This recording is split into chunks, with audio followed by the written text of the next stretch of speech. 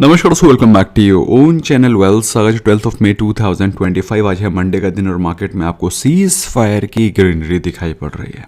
Gift Nifty is 450 points plus, Dow Jones में भी greenery है।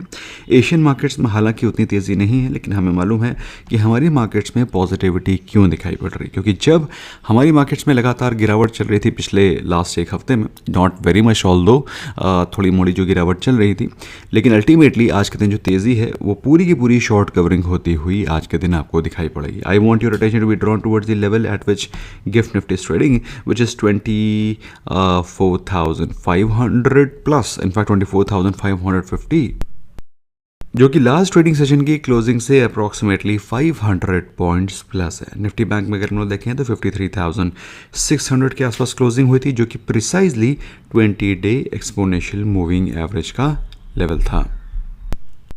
और दोस्तों, अगर हम लोग बात करें एफ एंड ओ सेगमेंट के स्टॉक्स में, जो स्टॉक सबसे लीड कर रहा था उसमें लीडिंग स्टॉक्स में था yes bank, which was almost 10% up, union bank was 6.5% up, Bharat forge, Titan were the other top gainers.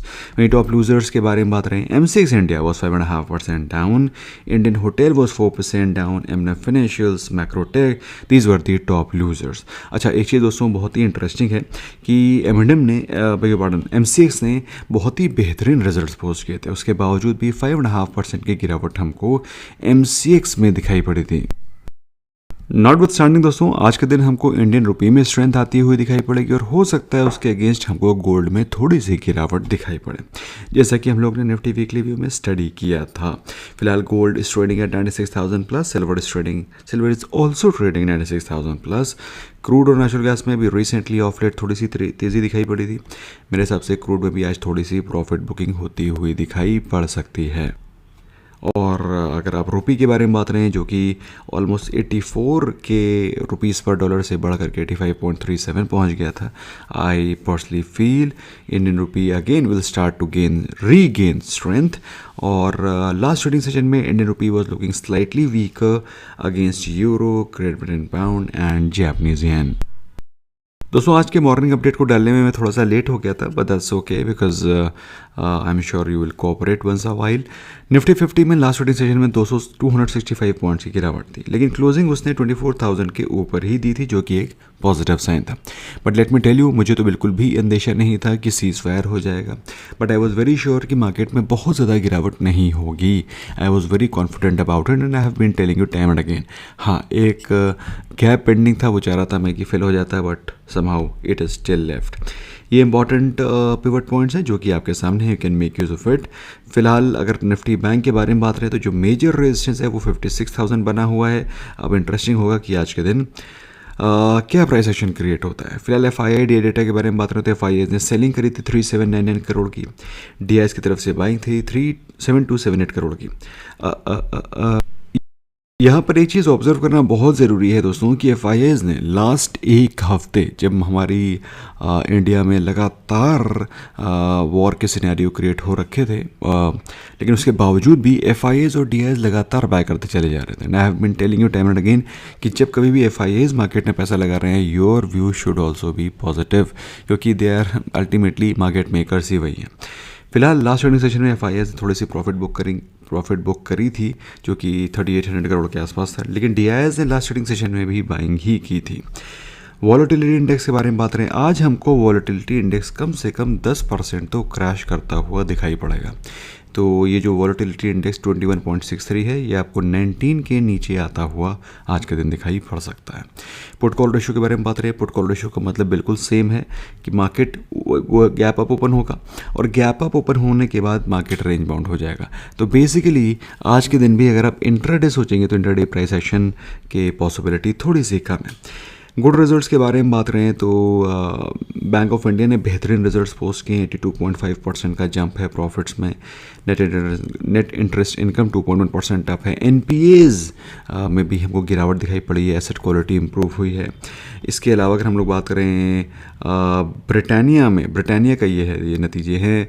Britannia के नतीजे में भी अच्छे नतीजे आए हैं। डॉक्टर रेड्डीज़ के नतीजे के बारे में बात करें, profit is up 22%, revenue is up 20%। इसके अलावा नवीन फ्लोरिन के बारे में बात करें, profit is up 35%, revenue is up 16.4%। बाकी Biocon is the result which we have already discussed. Yes Bank के बारे में बात करें तो येस बैंक में SMBC Sumitomo Mitsubishi Banking Corporation ऐसे करके नाम है, जैपनीज़ नेम है, which is going to buy 20% stake in Yes Bank. और येस बैंक को जब रिवाइव किया था तो बहुत सारे बैंक्स ने मिलकर के येस बैंक को रिवाइव किया था, जिसमें कि मेजॉरिटी ऑफ जो स्टेक है SBI का वो ऑलमोस्ट 13% है। बाकी काफ़ी सारे banks like ICICI bank, federal bank, बहुत सारे बैंक्स हैं जिन्होंने बेल आउट किया था और 7% का एडिशनल स्टेक उनका है। ये पूरा का पूरा स्टेक SMBC बाय करेगा। ऑलराइट, सो नेगेटिव न्यूज़ के बारे में बात रहे हैं तो नेगेटिव न्यूज़ में लॉस 1081 करोड़ का पोस्ट किया है स्विगी ने, against 559 crore loss last year. पिछले साल भी लॉस ही था, लेकिन अभी भी लॉस और बढ़ गया है, जबकि रेवेन्यू बढ़ा है। इसका मतलब क्या है, मार्जिन्स इनके बहुत डेंट हो रहे हैं, अदर एक्सपेंसेस बढ़े हैं, मार्केटिंग एक्सपेंसेस बढ़े हैं, मे बी R&D में कुछ पैसा लगा होगा। यही रीज़न है कि स्विगी के प्रॉफिट तो छोड़ ही दो, लॉस में बढ़ोतरी होती हुई दिखाई पड़ रही है। इसके अलावा मनापुरम ने भी लॉस पोस्ट किया। I am surprise how come it is happening. इसके अलावा अगर आप बात करें स्टॉक्स इन बैन तो RBL bank, Manappuram finance, CDSL, ये वो स्टॉक्स हैं जिनमें ना तो आप कोई फ्रेश ऑप्शन बाइंग कर सकते हैं और ना ही कोई फ्रेश ऑप्शन राइटिंग।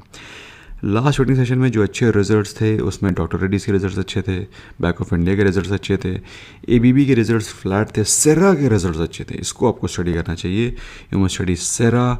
इसके अलावा नवीन फ्लोरिन के results were good, PTC India के रिजल्ट्स वर ऑल्सो डिसेंट, तो इनको आप स्टडी करिए।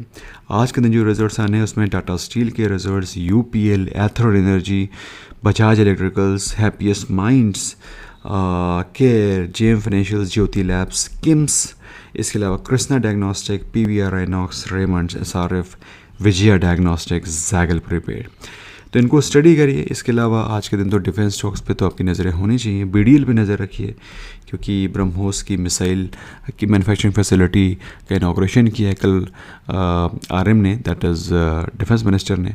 बट अनफॉर्चुनेटली इफ़ यू से कि BDL से ब्रह्मोस का कोई लेना देना नहीं है, ज़्यादा खास लेना देना नहीं है, बट ओवरऑल मिसाइल सिस्टम का एक बेहतरीन PSU है BDL, उस पर आपकी नज़रें हो सकती हैं। येस बैंक को स्टडी करो। Defence stocks, power stock, aviation stocks, drone में 2 ही कंपनीज़ हैं, एक तो Ideaforge, second one is Zentech. इसके अलावा हमसे जुड़ना चाहते हैं, हम लोग कौन से स्टॉक्स को स्टडी कर रहे हैं, फोकस कर रहे हैं, क्या रीज़न है, क्या लॉजिक है, सीखना चाहते हो, लिंक डिस्क्रिप्शन में है, make use of it. Thank you so very much, bye bye for now.